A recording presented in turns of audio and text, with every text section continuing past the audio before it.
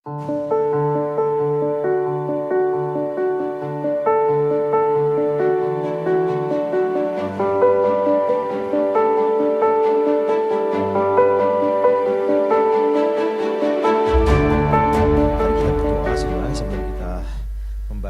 merenungkan bagian firman Tuhan.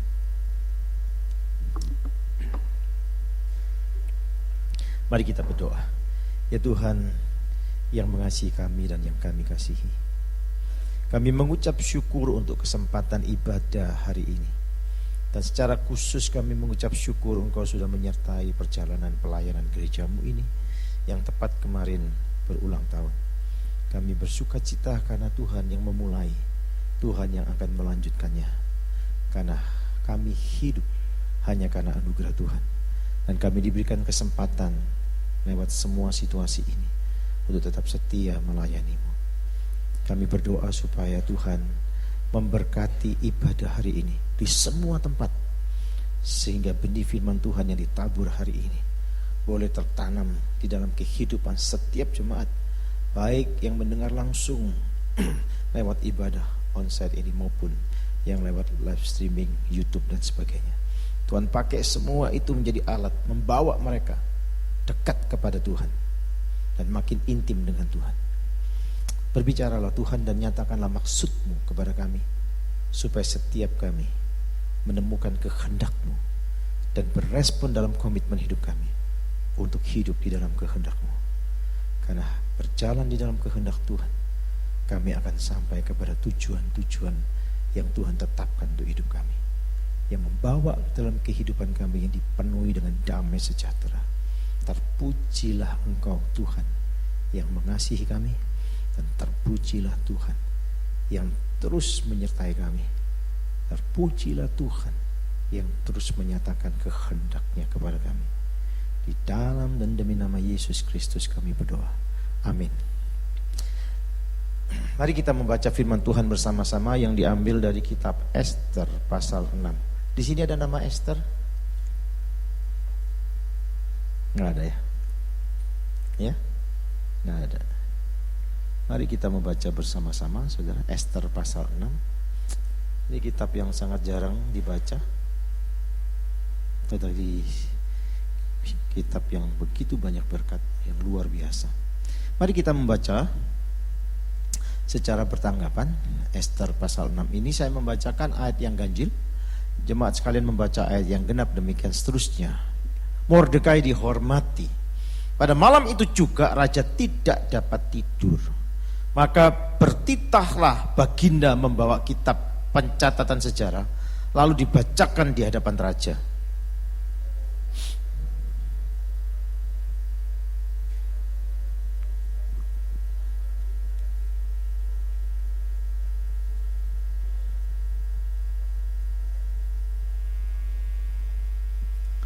Maka bertanyalah raja, kehormatan dan kebesaran apakah yang dianugerahkan kepada Mordekai oleh sebab perkara itu?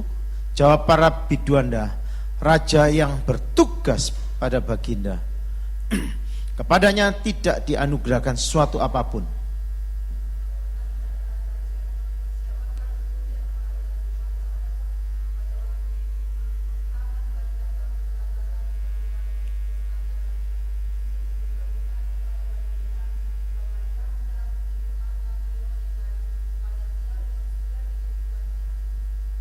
Lalu jawab para biduanda raja kepada baginda, itulah Haman, ia berdiri di pelataran. Maka titah raja, suruhlah dia masuk.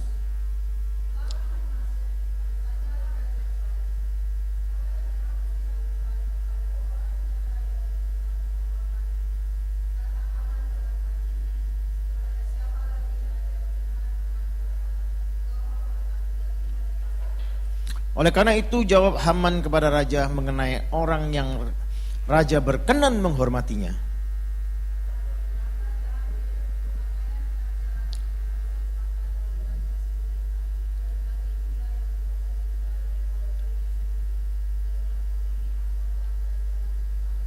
Dan hendaklah diserahkan pakaian dan kuda itu ke tangan seorang dari antara para pembesar raja, orang-orang bangsawan.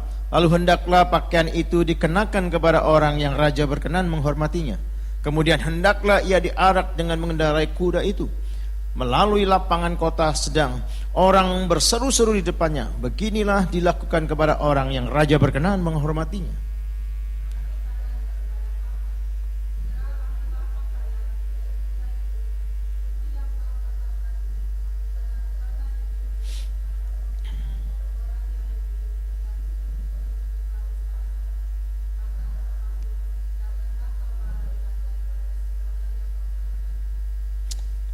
Lalu Haman mengambil pakaian dan kuda itu dan dikenakannya pakaian itu kepada Mordekai. Kemudian diaraknya Mordekai melalui lapangan kota itu, sedang ia menyerukan di depannya, beginilah dilakukan kepada orang yang raja berkenan menghormatinya.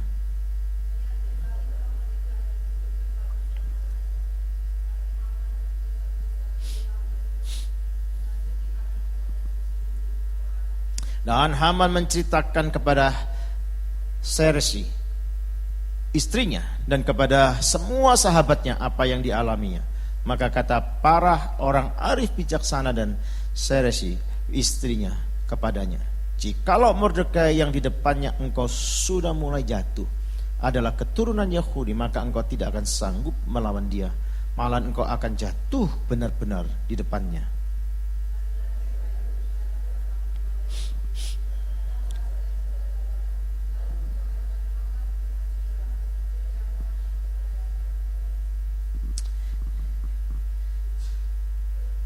Jemaat yang dikasihi dalam Tuhan Yesus Kristus, kalau hari ini adalah hari terakhir sisa hidup kita, kira-kira apa yang kita harus lakukan?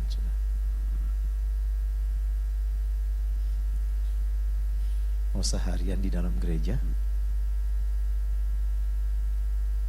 karena ini rumah Tuhan, seharian berdoa, atau apa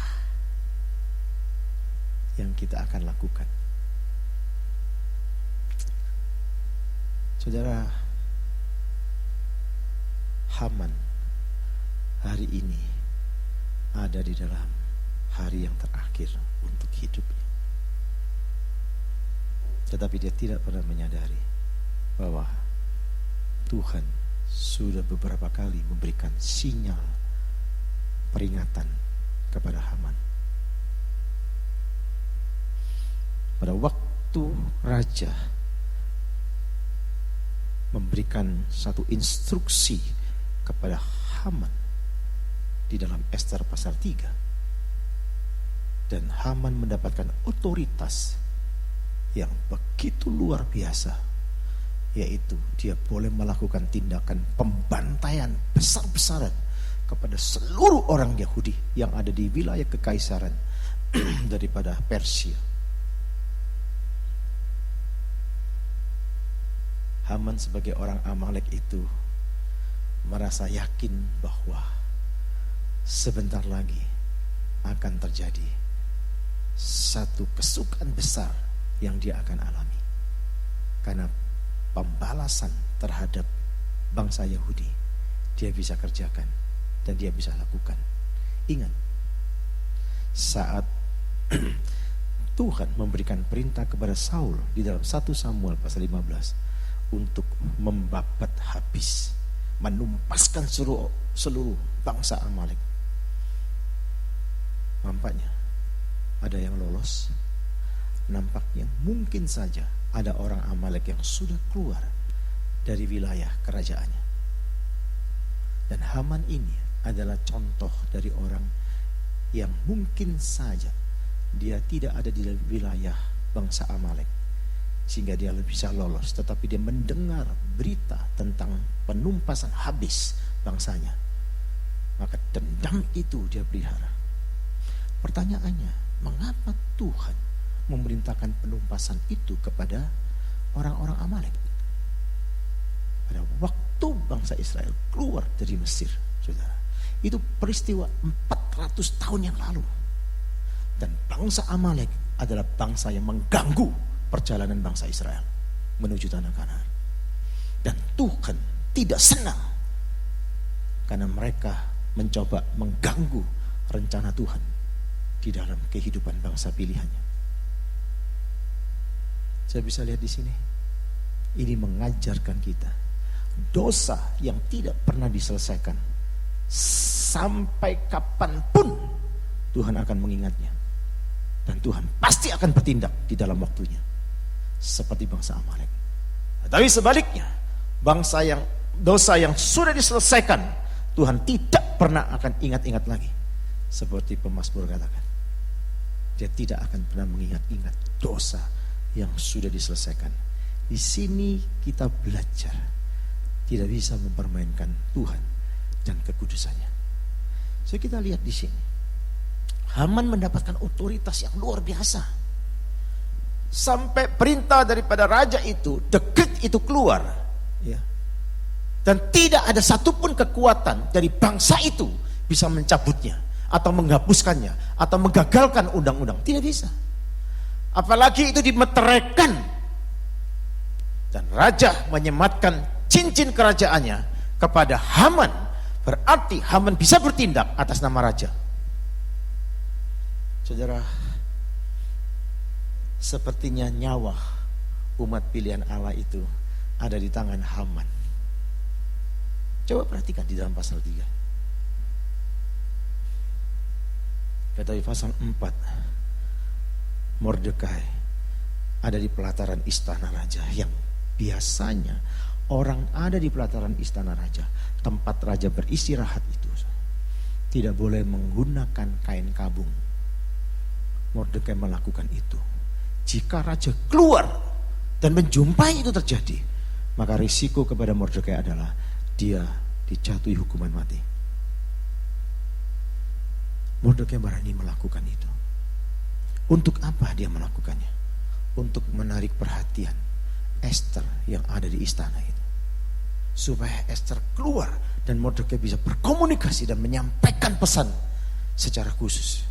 Nampaknya pada waktu Ester tahu itu, maka dia menyuruh orang-orang istana untuk mengirim pakaian kepada Mordekai supaya cepat ganti.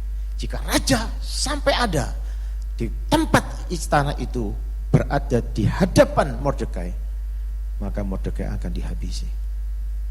Tetapi pakaian yang diberikan kepada Mordekai dari Ester ditolak. Di dalam pasal 4 terjadi misunderstanding antara Mordekai dan Ester. Di mana? Karena Ester betul-betul waktu itu, ya, sedih melihat Mordekai salah menanggapinya. Apa yang terjadi? Apa yang terjadi?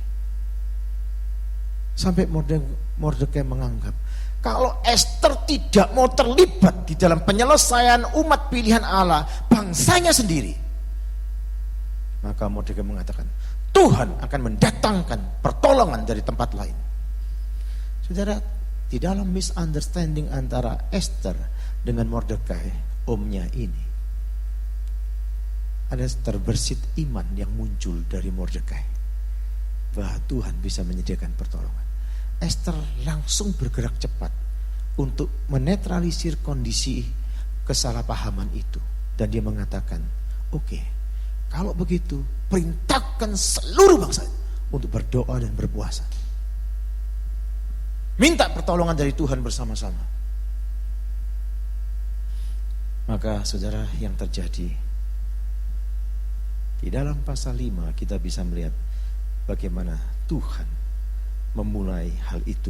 Kalau kita melihat Ester punya kesempatan menghadap raja, ada satu perjamuan yang dibuat.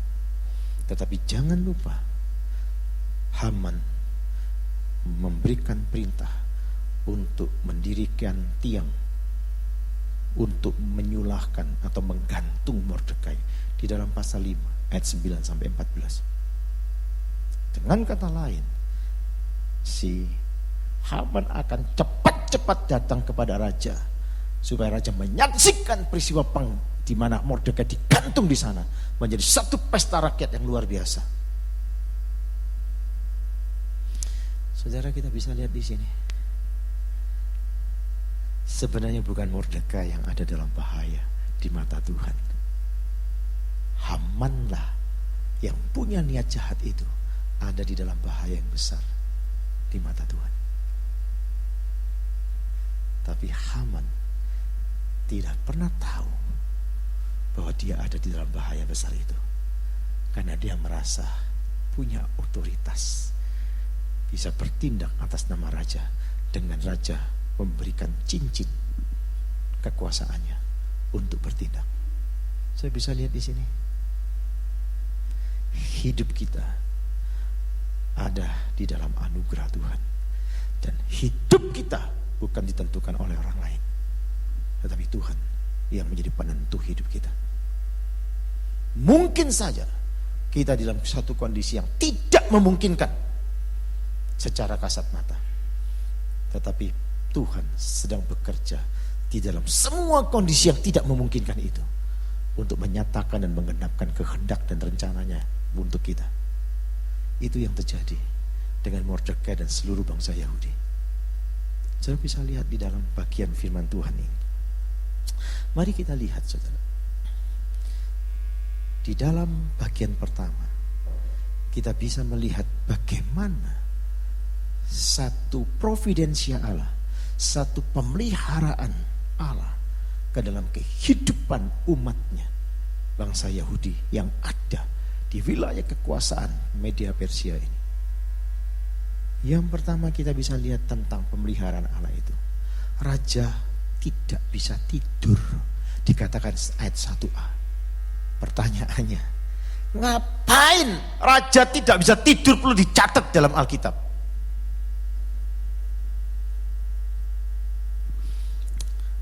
Sesuatu hal yang sangat menarik, saudara. Seperti Pengkhotbah pasal 5 ayat 12. Salomo pernah mengatakan, enak tidurnya orang yang bekerja, baik ia makan sedikit maupun banyak. Tetapi kekenyangan orang kaya sekali-kali tidak membiarkan dia hidup. Pengkhotbah pasal 5 ayat 12 itu. Pertanyaannya, apakah ada kekhawatiran tentang kondisi negara yang membuat Raja Ahasiweros terus terjaga dan tidak bisa tidur? Apakah ada bangsa-bangsa lain yang akan menyerangnya? Tidak. Apakah dia khawatir tentang keuangannya? Tidak.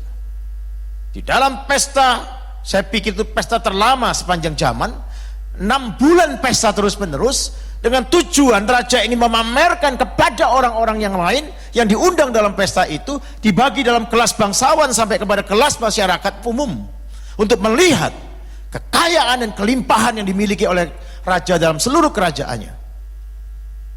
Tidak ada satupun kekurangan masalah keuangan ini.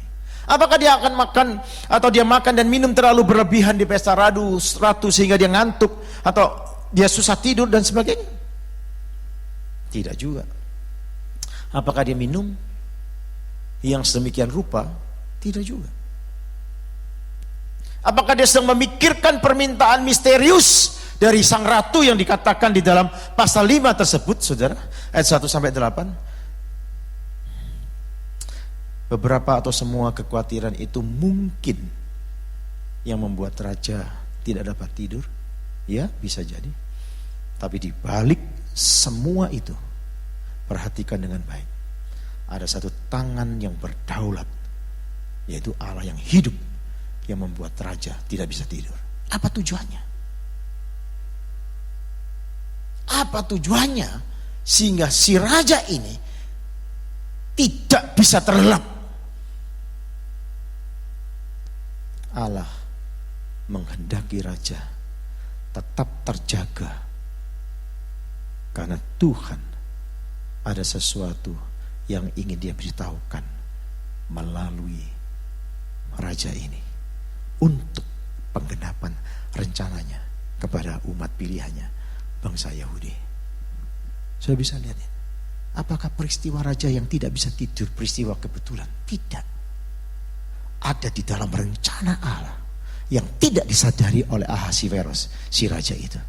Tetapi Tuhan terus dan sedang bekerja untuk menggenapkan rencananya di dalam diri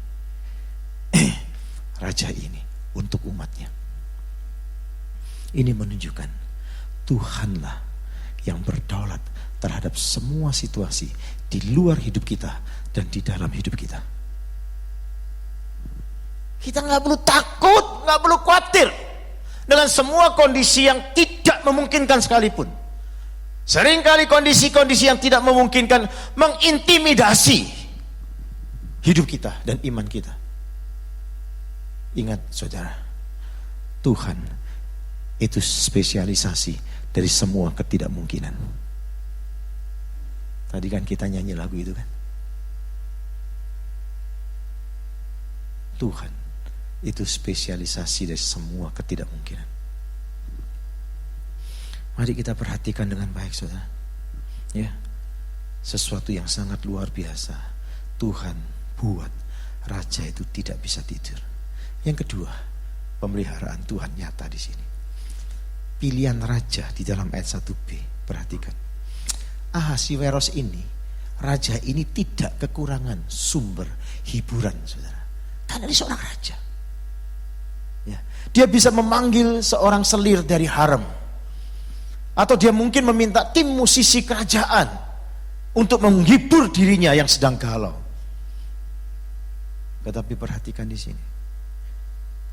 Dia justru mengambil pengawalnya.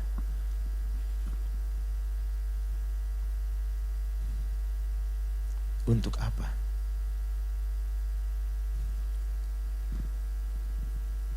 Raja ini memilih untuk membaca kitab sejarah.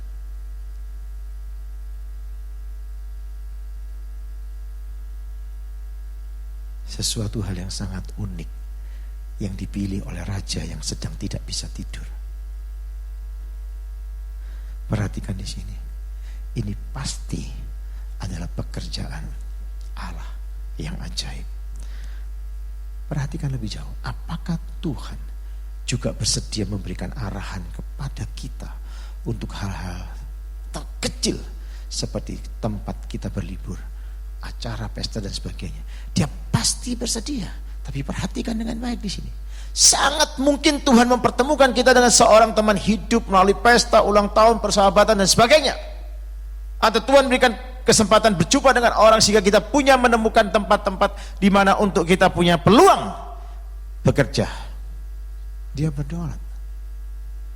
Dia sangat berdaulat untuk semuanya itu. Tetapi pertanyaannya, mengapa dia memilih untuk membaca? Itu yang kedua tentang pemeliharaan Tuhan. Providensia Allah di dalam konteks ini. Yang ketiga, pilihan pegawai tetap ada di dalam pengawasan Tuhan. Coba perhatikan. Bukan hanya Ahasiweros yang meminta buku sejarah itu, tetapi si bujangnya ini atau pegawainya ini yang akan memilih buku itu ada di dalam kontrol Tuhan. Kan banyak kitab sejarahnya. Pertanyaannya, mengapa pegawai kerajaan ini memilih buku yang kira kurang lebih itu buku sejarah yang 5 tahun di dalam zaman Ahasiweros? Kenapa tidak di sebelum zaman dia? Benar gak? Kenapa justru membaca sejarah di dalam zaman dia? Tuhan atur semua, sedetil-detilnya Tuhan bisa atur. Tuhan itu begitu teliti, saudara. Apa yang menjadi kebutuhan-kebutuhan kita pun dia tahu. Kita ada di dalam bahaya, dia tahu. Mungkin kita terintimidasi dan khawatir takut di dalam bahaya, dia tahu. Mungkin dia tersenyum melihat kau tidak tahu sebentar lagi kau akan bersuka cita. Karena dia menggenapkan, dia bekerja, dan dia menyatakan kuasanya. Itu yang kita bisa lihat, saudara. Buku yang diarahkan oleh Tuhan dalam pemilihan pegawai itu. Memilih membaca kitab pencatatan sejarah. Ini bukan pilihan orang yang tidak bisa tidur pada umumnya, saudara. Ya. Dan Allah juga mengarahkan pegawai raja itu untuk mengambil kitab catatan sejarah tentang Mordekai yang sudah menyelamatkan 5 tahun sebelumnya nyawa raja dan sekeluarganya. Sudah bisa lihat di sini. Peristiwa 5 tahun yang lalu, ada sekelompok orang ingin melakukan satu tindakan pembunuhan kepada raja dan seluruh keluarganya. Di dalam pasal 2 tersebut, saudara, kalau kita bisa lihat Esther, dan melalui Mordekai, maka peristiwa itu bocor dan ditangkaplah mereka, Bigtan dan temannya, yang melakukan tindakan perencanaan pembunuhan kepada raja. Biasanya orang-orang yang sudah berjasa, apalagi dalam konteks penyelamatan nyawa raja, maka orang-orang itu akan mendapatkan satu penghargaan dari kerajaan. Tetapi apa yang terjadi dengan Mordekai? Dia tidak mendapatkan apapun. Mungkin saja Mordekai pada waktu itu sedang mengharapkan, mungkin saja, pada waktu tidak ada penghargaan sama sekali dari raja dan seluruh kerajaan, sepertinya cuek-cuek saja. Itu pekerjaan Tuhan. Tuhan menunda berkatnya kepada Mordekai, karena itu bukan timing yang tepat untuk Mordekai menerima berkat itu. Walaupun Mordekai merindukan dan mengharapkannya, tapi itu bukan waktu yang terbaik. Penundaan Tuhan bukanlah penolakan Tuhan. Ingat ya, penundaan Tuhan di dalam menjawab doa-doa kita bukanlah penolakannya, tapi penundaan itu supaya kita bisa mendapatkan sukacita yang lebih besar lagi. Peristiwa pasal 6 ini adalah peristiwa penggenapan Tuhan untuk Mordekai, waktu yang terbaik. Coba perhatikan. Yang kita lihat tadi, saudara, raja tidak bisa tidur sampai memilih kitab sejarah, diambilkan sejarah tentang Mordekai. Semua diatur oleh Tuhan sedemikian rupa. Padahal Mordekai dan bangsa Yahudi, termasuk Esther, ada dalam satu ancaman yang sangat dahsyat. Pembunuhan untuk Mordekai dan pembunuhan untuk seluruh bangsa Yahudi di wilayah Media Persia ini.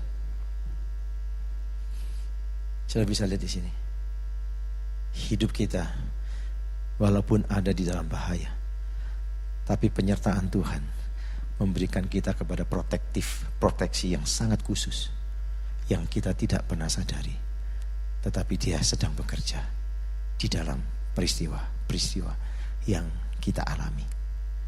Oleh sebab itu, di dalam kehidupan kita tidak ada peristiwa kebetulan. Tidak ada. Peristiwa-peristiwa yang terjadi dalam hidup kita adalah peristiwa-peristiwa supaya kita mengalami penggenapan daripada rencana Tuhan. Dan rencana Tuhan itu akan membawa kita dalam kehidupan ini penuh dengan damai, sejahtera, dan sukacita. Walaupun kita harus mengambil risiko sebesar-besarnya di dalamnya. Saudara bisa lihat di sini rencana yang luar biasa. Tuhan sedang bekerja. Saudara, satu saat Tuhan mengarahkan seseorang untuk memilih buku-buku dan membacanya.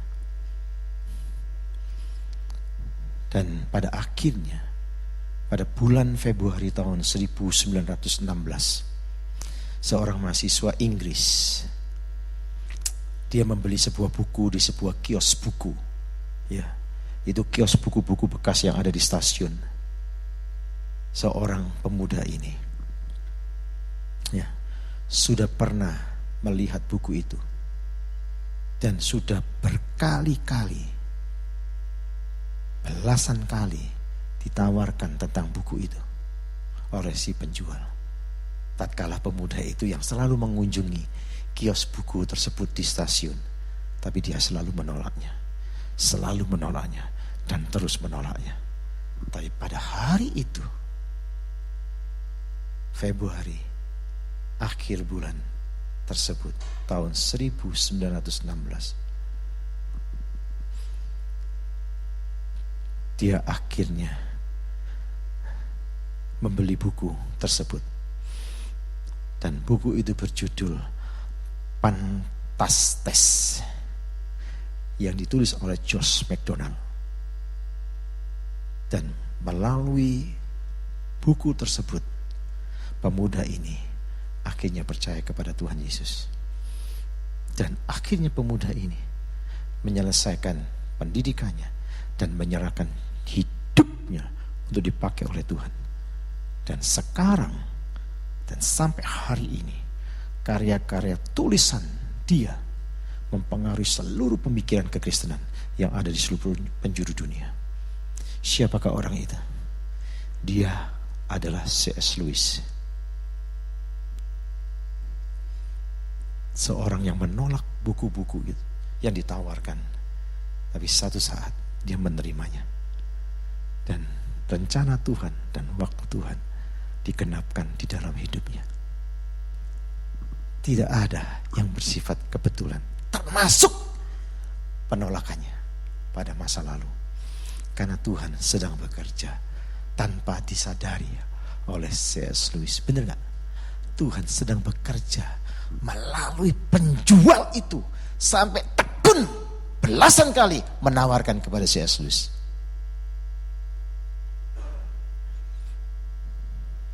Saudara, kita bisa lihat di sini, C.S. Lewis akhirnya menjadi seorang apologet Kristen yang membela iman Kristen dalam pertanyaan-pertanyaan dari kelompok saintis, ateis dan sebagainya. Sampai hari ini buku-buku dia laris dibaca banyak orang karena mempengaruhi pemikiran Kristen untuk menghadapi tantangan zaman. Saudara, kita bisa lihat, ya, bahkan Tuhan dapat mengarahkan apa yang kita akan baca dalam sebuah buku. Sama seperti seorang pemuda Afrika Utara, saudara, mencari perdamaian. Yang pertama dalam kenikmatan seksual, kemudian mencarinya melalui filsafat, tetapi hanya menjadi lebih sengsara. Dia hidup di dalam kepuasan seksual itu, dia tidak menemukan damai sejahtera. Padahal dia sedang mencari itu. Dia pikir dengan melampiaskan hawa nafsunya itu, dia akan puas. No, kosong.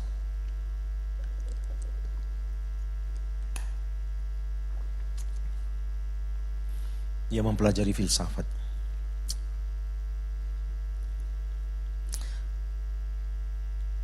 Sampai dia sendiri menjadi seorang filsuf yang sangat dikenal. Pemikiran-pemikirannya pada waktu itu. Tapi itu membuat dia sengsara. Terus mempertanyakan di mana kedamaian itu.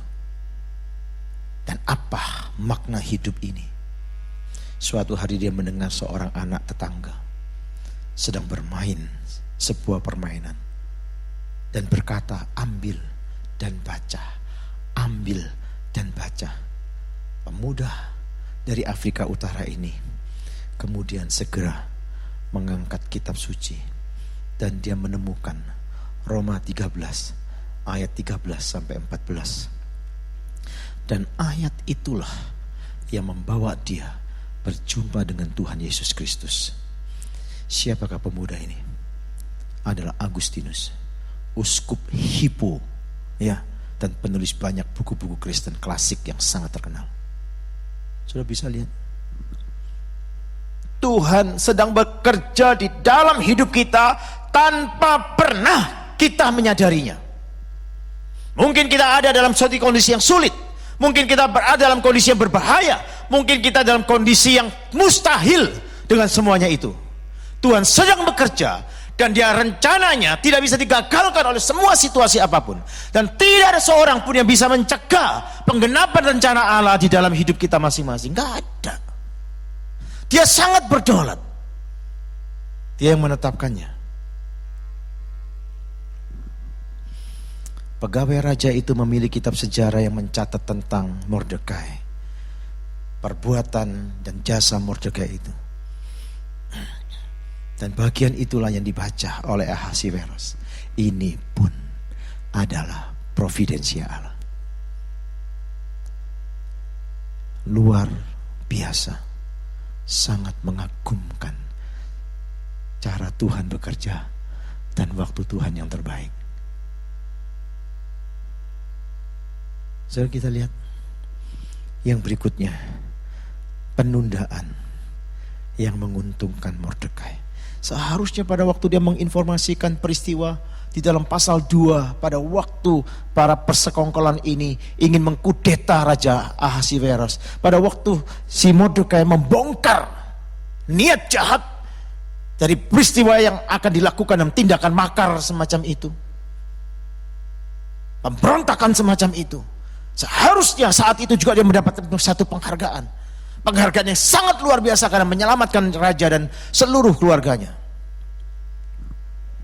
Tapi waktu itu tidak terjadi apa-apa. Imbalan dan hukuman adalah sistem dasar daripada pemerintahan Persia untuk mempertahankan loyalitas rakyat. Tapi Mordekai tidak mendapatkan apa-apa. Dan tidak biasanya terjadi tindakan yang berjasa itu tidak mendapatkan penghargaan. Itu tidak biasanya. Tapi ini terjadi untuk Mordekai. Orang yang berjasa pasti mendapatkan penghargaan dari kerajaan. Itu pasti. Tapi mengapa peristiwa Mordekai tidak terjadi?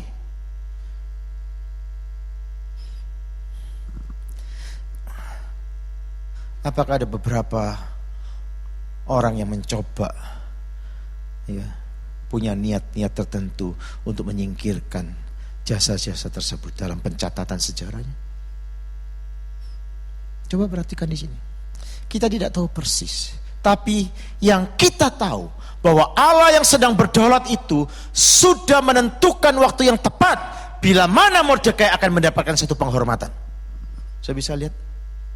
Ini kita bisa kita perhatikan. Tuhan yang punya agenda, bukan Mordekai. Tuhan yang punya jadwal, bukan Raja Ahasiweros. Hiduplah di dalam agenda Tuhan, saudara. Maka engkau akan berjumpa dengan seluruh penggenapan rencana Allah yang terbaik, yang mendatangkan damai sejahtera. Hiduplah di dalam agenda Tuhan. Tuhan sedang bekerja untuk memenuhi agenda-agenda itu untuk kita. Kita nggak tahu, kita nggak menyadari, bahkan kita terus sibuk, bener nggak? Mari kita perhatikan.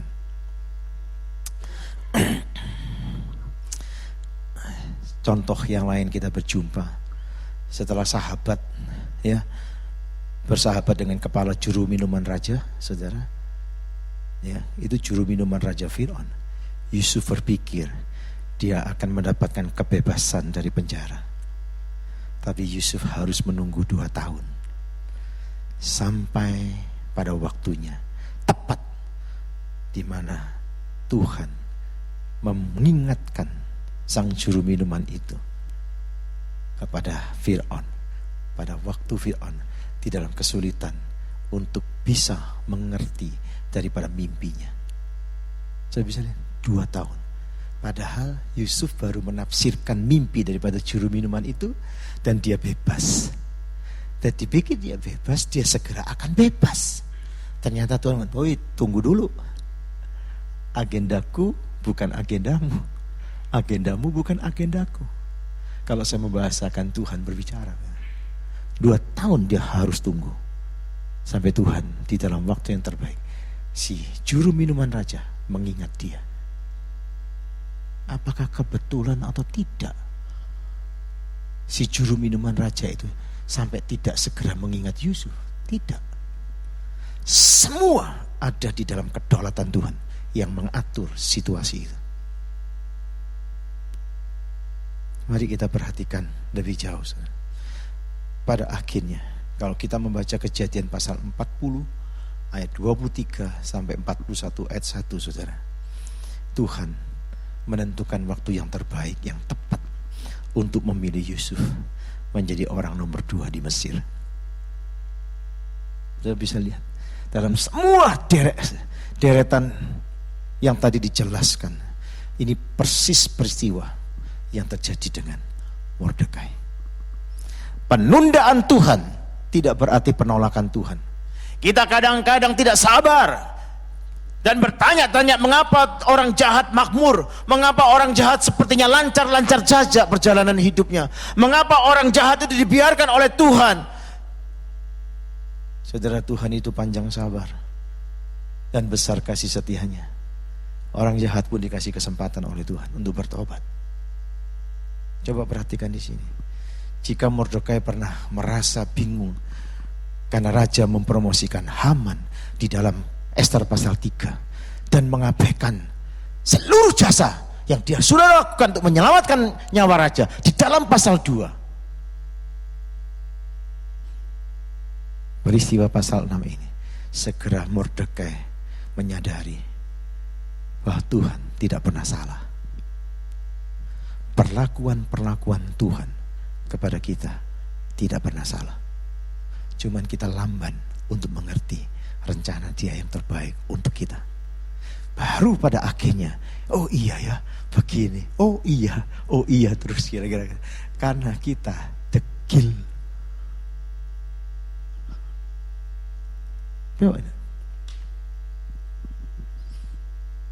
Di dalam pasal 6 ini, seluruh pertanyaan daripada Mordekai tentang mengapa kerajaan tidak menghargai apa yang Mordekai sudah lakukan dengan penyelamatan nyawa tersebut terjawab sudah pada waktu Tuhan menggenapkan rencananya. Yang pertama, perhatikan, itu yang dilakukan Haman. Dan itu yang sedang terjadi dengan diri Haman. Haman ingin sesegera mungkin dapat menggantung Mordekai, seolah-olah nyawa Mordekai ada di tangan dia. Semakin cepat semakin baik. Terlalu sombong, arogan, congkak. Tuhan membenci orang-orang yang sombong dan congkak itu, dan mengasihani orang-orang yang rendah hati. Tubuh Mordekai, ya, akan menjadi tontonan orang banyak, maka dibuat setinggi-tingginya, saudara, tiang itu, supaya seluruh lapisan masyarakat bisa menyaksikan dari berbagai macam jarak yang ada. Sampai sedemikian rupa kebencian Haman itu untuk direalisasikan, untuk dinyatakan di dalam tindakannya kepada Mordekai dalam mengeksekusinya. Dan setelah mengeksekusi Mordekai, Haman bisa meyakinkan semua orang untuk mentaati perintah raja dan sujud kepadanya. Sesuatu yang sangat menarik, saudara. Seandainya Haman tiba 2 jam kemudian, raja akan berkonsultasi dengan para penasehatnya. Ini baru dengan biduanda dia bicara, bertanya apakah sudah ada penghargaan kepada Mordekai. Ternyata belum. Tiba-tiba muncul Haman. Kalau 2 jam saja Haman tidak muncul, maka raja sudah berkonsultasi dengan para penasehatnya. Sudah bisa lihat, Tuhan mengatur dengan sangat teliti, peristiwa lewat peristiwa, langkah lewat langkah di dalam perjalanan hidup kita, tanpa kita sadari. Termasuk Haman, di dalam segala rencana jahatnya pun ada di dalam kontrol Tuhan. Coba perhatikan, dia datang di dalam waktu yang terbaik dan tepat, itu waktu Tuhan, sehingga dia diminta raja untuk, ya, di mana raja perlu bertanya. Pada waktu raja bertanya, sesuatu yang sangat menarik adalah Tuhan menjaga tiap perkataan daripada Raja Ahasveros ini. Dan Tuhan menjaga pikiran dan hati daripada Ahasveros ini. Apa yang terjadi? Di dalam pembicaraan dengan Haman, tidak ada satupun kata Mordekai yang muncul di dalam mulut Raja Ahasveros. Baru di dalam ayat 10, pada waktu dalam kesimpulannya untuk pelaksanaannya, baru Raja berbicara.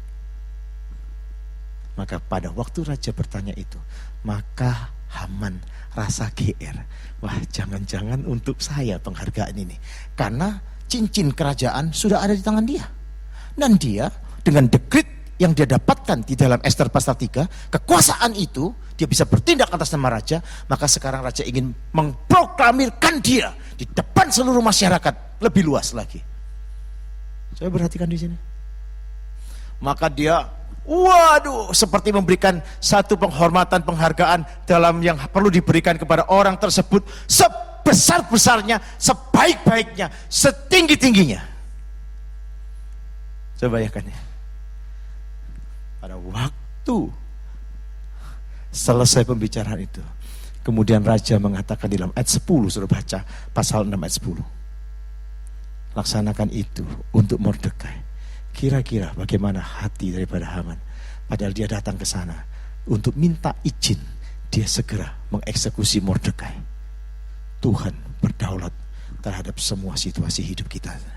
Tuhan kontrol tanpa kita tahu, tanpa kita sadari, tanpa kita mengerti. Tuhan kontrol. Seburuk apapun peristiwa yang pernah terjadi dalam masa lalumu, Tuhan punya rencana di dalamnya. Karena tidak ada satupun peristiwa yang terjadi dalam hidup kita yang bersifat kebetulan. Tidak ada. Tuhan tahu, Tuhan mengerti siapa kita.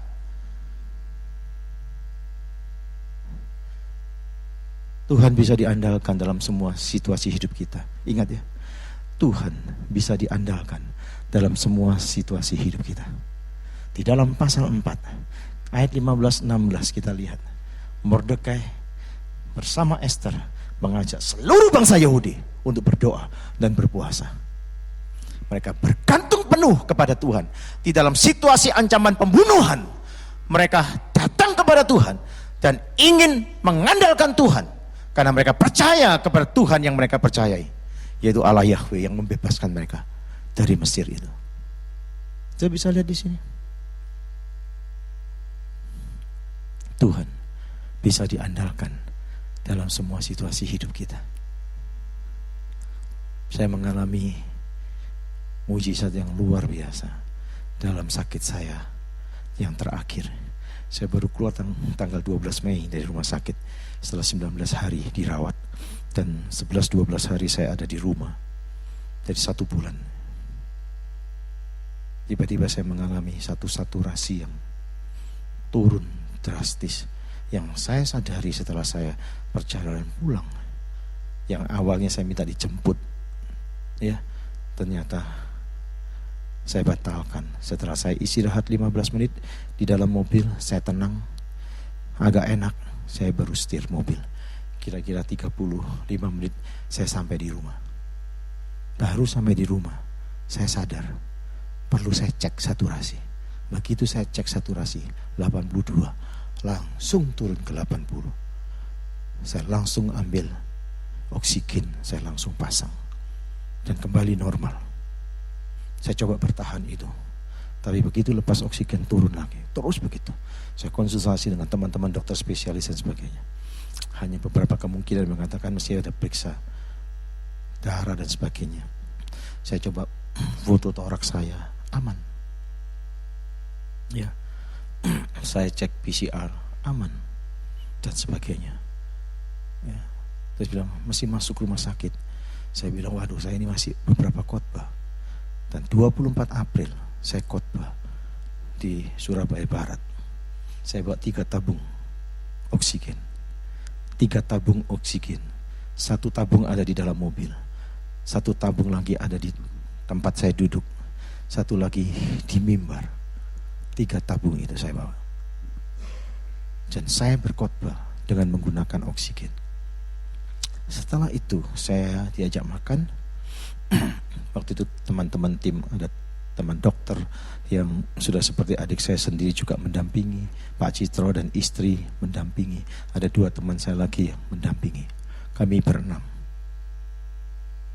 Saya tahu kami selesai pulang makan siang itu, setelah diajak makan siang sama teman dokter ini, terus baru pulang.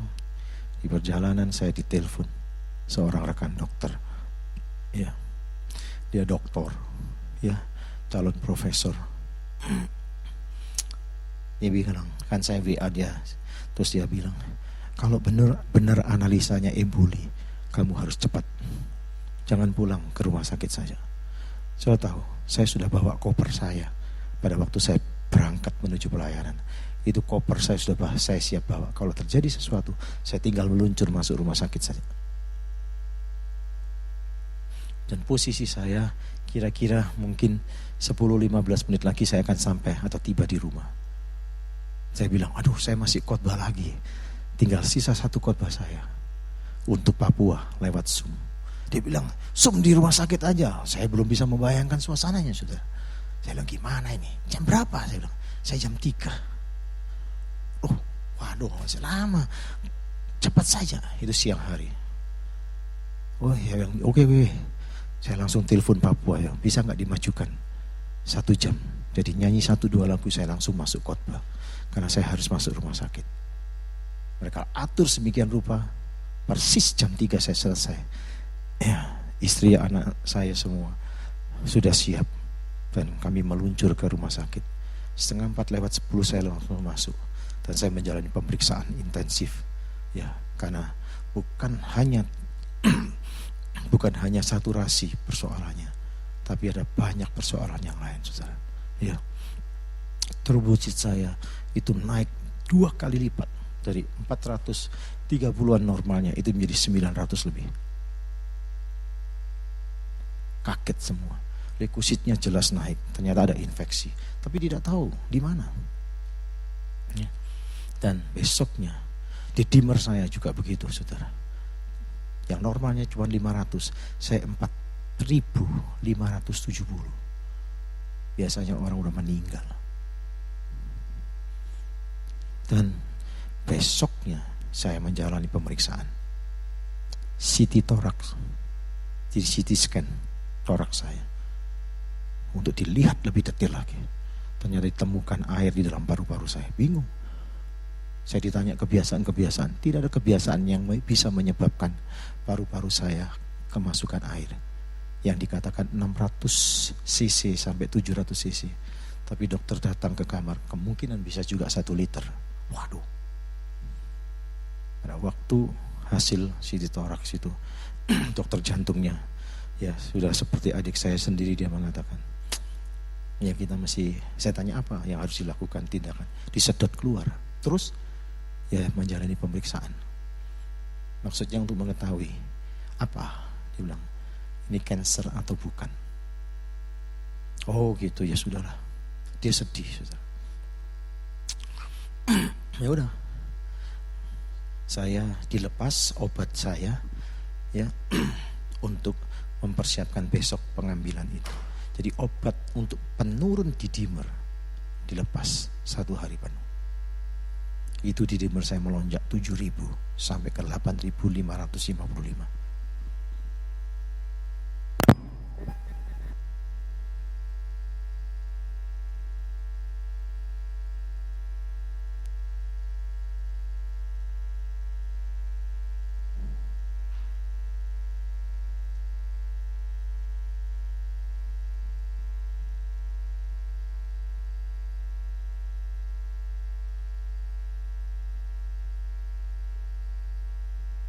Tes, ya. Terima kasih.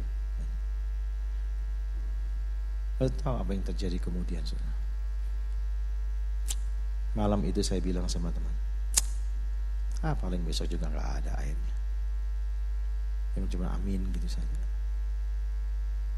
Besok pagi, saudara, saya langsung dibawa ke satu ruangan yang khusus untuk diperiksa USG sekaligus disedot air itu. Pada waktu diperiksa di USG, air itu tersisa cuman 28 cc. Bingung. Dokternya langsung ambil HP-nya untuk lihat fotonya lagi. Ini loh, ya, diberitahukan kepada dokter oksigen dan dokter yang mengatur USG itu. Ini dok, iya tapi nggak ada. Masa terjadi konsolidasi istilah kedokterannya? Ya, masa bisa secepat itu? Kalau konsolidasi, padahal ini sudah 1 minggu, foto toraks nggak ada apa-apa. Itu butuh 1 bulan paling cepat. Tidak mungkin seperti ini. Tapi ini faktanya, udah dicetot aja keluar 28 cc itu untuk pemeriksaan laboratorium. Saudara, oke, saya suruh konsentrasi untuk menurunkan D-dimer. Kemudian saya difoto kembali. Difoto dengan posisi yang berbeda. Dikatakan, sekarang ketemu. Di paru-paru saya ada seperti gantungan air. Kira-kira begitu. Ya, ada ini yang mengganggu.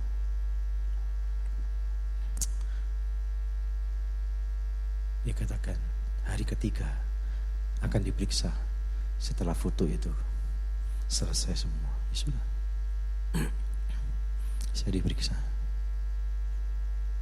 Air itu hanya 6 cc, nggak sampai 10 cc. Yang katanya banyak itu. Ada. Dokternya mengatakan, dilihat dokter jantungnya, dimintai informasi tentang jantung saya, diperiksa. Wah, pompa jantungnya bagus sekali, nggak ada masalah. Dokternya, dokter parunya, spesialis ini, yang sangat terkenal di Surabaya, salah satunya, dia mengatakan, ini Pak Hari banyak berdoa ini. Saya pernah menjumpai peristiwa ini. Saya bilang, saya bukan banyak berdoa, tapi banyak orang yang berdoa untuk saya. Pada waktu penyedotan pertama yang 28 cc, itu saya kan dalam kondisi batuk terus. Dan waktu itu dokter berikan peringatan, pada waktu akan disedot itu tidak boleh batuk. Batuk, paru-paru langsung mengempis. Waduh, dokter jantungnya yang tahu, yang memonitor di awal itu kaget ya. Waduh, gimana ini ya. Saya hanya berdoa di ruang USG itu. Saya minta Tuhan menolong saya untuk tidak batuk. Dalam 30 menit Tuhan tolong saya sampai 1 jam baru saya batuk. Pada waktu saya keluar dari ruang itu, masuk ke kamar. 3 mujizat yang Tuhan lakukan dalam 19 hari di rumah sakit, di hadapan para dokter-dokter spesialis. Tuhan yang berdaulat terhadap hidup kita. Hidup kita bukan di tangan orang lain. Tuhan punya agenda untuk hidup kita. Hiduplah di dalam agenda Tuhan. Mordekai ada dan memiliki agenda. Tuhan memiliki agenda untuk Mordekai. Tuhan memiliki agenda untuk Haman. Tuhan memiliki agenda untuk bangsa Yahudi. Coba perhatikan. Haman datang tepat pada waktunya. Haman diberitahu tentang nama Mordekai pada tepat ayat 10 setelah semua pembicaraan dari Mordekai, dari Haman dengan Raja Ahasiweros. Mari kita perhatikan. Tuhan benar-benar berdaulat terhadap hidup kita. Raja setelah berkonsultasi dengan Haman, dan Haman diminta untuk melaksanakan penggenapan rencana itu. Allah ingin Haman menghabiskan hari itu dengan menghormati Mordekai yang rencananya dia akan habisi, dia akan bunuh dengan cara digantung. Tapi hari itu Tuhan mengubah supaya hari itu hari di mana Mordekai ditinggikan dan Haman harus menghormati orang yang rencana dia akan habisi. Saya bisa lihat betapa mengagumkannya bukan Tuhan kita di dalam bekerja dan berkarya di dalam hidup kita dan melalui hidup kita. Perhatikan dengan demikian, Haman tidak bisa menyombongkan diri atas mayat Mordekai di atas tiang gantungan. Tidak bisa. Rencana dia digagalkan. Siapa yang menggagalkan? Bukan Raja Ahasiweros. Siapa yang menggagalkan? Bukan Kahana Esther, tapi Tuhan sendiri yang punya agenda untuk kehidupan Mordekai digenapi. Dan Tuhan sendiri yang berdaulat untuk menolong semua situasi yang sedang dihadapi oleh Mordekai dan seluruh bangsa Yahudi. Tuhan yang mengendalikan hati raja, dan Tuhan juga yang memerintahkan Haman untuk datang tepat pada waktunya. Sudah bisa lihat di sini. Tuhan bisa diandalkan dalam semua situasi hidup kita. Percaya, jangan pernah khawatir. Jangan pernah khawatir. Kalau kau khawatir itu, kau tanda tidak mempercayai Tuhan. Dipikir Tuhan tidak punya kesanggupan menolong hidup kita. Kalau demikian, ngapain kamu berdoa? Kalau khawatir, nggak ada gunanya. Khawatir, tapi doa terus, khawatir terus. Ya untuk apa doa kalau khawatir? Untuk apa? Itu kan aneh. Kamu berdoa itu karena kamu tahu, mengenal siapa Tuhan, di mana aku berdoa itu. Dia berdaulat, dia berkuasa terhadap seluruh totalitas hidupku. Hargai dan hormati Tuhan dengan baik. Dia yang menggagalkan rencana Haman, karena dia punya agenda tersendiri untuk Mordekai dan bangsa Yahudi. Saya bisa lihat. Mari kita belajar, saudara. Ya. Tidak ada hikmat, tidak ada pengertian, dan tidak ada pertimbangan yang dapat menandingi Tuhan kita, saudara. Seperti yang dikatakan Amsal 21 ayat 30. Benarnya apa yang dikatakan Roma 8 ayat 31. Jika Allah di pihak kita, siapa yang akan melawan kita? Tuhan bersama Mordekai dan Esther dan bangsa Yahudi. Haman yang punya otoritas dari raja untuk melakukan pembantaian besar-besaran seluruh bangsa Yahudi digagalkan oleh Tuhan. Mordekai, Esther dan bangsa Yahudi tidak perlu pasukan. Mereka hanya perlu Tuhan untuk menyelesaikan ancaman pembunuhan itu. Coba perhatikan di sini. Kita itu hanya perlu Tuhan, saudara, untuk terus di dalam penyertaan, penyertaannya, pertolongannya. Bahkan kita harus setia, mau memikul salib dan mau membayar harga. Jangan mau enaknya saja, tapi tidak mau mengambil bagian apa yang Tuhan mau bagi hidup kita. Perhatikan di sini. Haman pada waktu dia masuk ke kamar raja, dia dianggap sebagai orang istimewa. Biasanya orang yang bertemu raja di ruang singgasana raja, tetapi ini di kamar. Di sini mengajar. Haman makin pede, bahwa makin pede itu membuat dia pada waktu raja meminta pendapat dia memberikan pendapat yang luar biasa. Percayalah dan percayakanlah kepada Tuhan hidup. Saya menutup bagian khotbah ini. Kalau hidup kita hanya percaya sama Tuhan, setan pun percaya. Yakobus pasal 2 ayat 19. Tapi kita harus berani mempercayakan hidup kita kepada Tuhan. Itu baru kekristenan. Kalau cuma percaya sama Tuhan, setan pun percaya. Tapi Tuhan minta kita bukan hanya percaya kepada Dia, berani mempercayakan hidup di tangan Tuhan. Tuhan memberkati kita. Mari kita berdoa. Tuhan, terima kasih untuk firman-Mu hari ini. Kami sungguh mulai belajar hari ini untuk melihat Tuhan yang berdaulat, yang mengatur seluruh kehidupan kami. Tolonglah kami supaya kami menjadi orang-orang yang belajar untuk tunduk, taat, dan melakukan kebenaran firman. Berani mempercayakan hidup kita untuk dipimpin oleh Tuhan. Terima kasih Tuhan. untuk keselamatan yang Tuhan anugerahkan. Biarlah tiap-tiap hari hidup kami serahkan untuk dipimpin dan kami berespon dengan penuh ketaatan. Biarlah kehendak Tuhan yang boleh jadi melaluinya. Berkati jemaat-Mu yang ibadah hari ini dan yang menyaksikan lewat tayangan YouTube dan sebagainya. Tuhan, Engkau melihat hati mereka yang sedang dalam pergumulan. Mungkin mereka terintimidasi dengan keadaan dan persoalan mereka yang tidak mungkin terselesaikan. Tapi biarlah mereka belajar untuk percaya kepada Tuhan dan mempercayakan persoalan itu ke tangan Tuhan. Maka Tuhan akan menaruh damai sejahteranya di dalam hati kami. Berkati setiap kami dan tolonglah kami untuk hidup di dalam ketaatan kepada firman. Berkati gereja-Mu dan tolonglah gereja-Mu. Biarlah gereja-Mu dipakai untuk menjangkau banyak jiwa-jiwa yang ada, untuk berjumpa dengan Tuhan Yesus secara pribadi dan mereka bertumbuh mengasihi Tuhan.